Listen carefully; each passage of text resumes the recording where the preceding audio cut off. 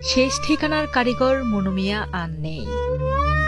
কারো মৃত্যুর খবর পেলেই নিজ উদ্যোগেই প্রয়োজনীয় যন্ত্রপাতি নিয়ে চলে যেতেন কবর খুঁড়তে।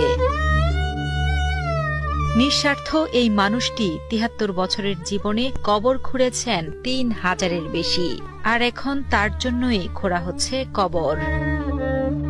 দ্রুত সময়ে কবর খুঁড়তে যাওয়ার জন্য মনু মিয়া একসময় নিজের দোকান বিক্রি করে কিনেছিলেন একটি ঘোড়া।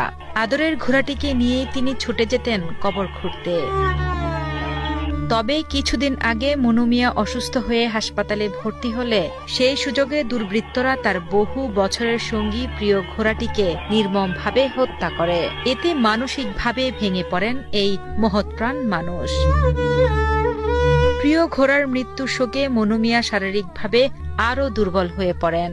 চিকিৎসা শেষে বাড়ি ফিরে এলেও আর আগের মতো সুস্থ হয়ে ওঠেননি। ২৮ জুন সকালে জেলার ইটনা উপজেলার জয়সিদ্ধি ইউনিয়নের আগলাপাড়া গ্রামের নিজ বাড়িতে শেষ নিঃশ্বাস ত্যাগ করেন নিঃস্বার্থভাবে ৩,০৫৭টি কবর খোঁড়া শেষ ঠিকানার কারিগর খ্যাত মনু মিয়া।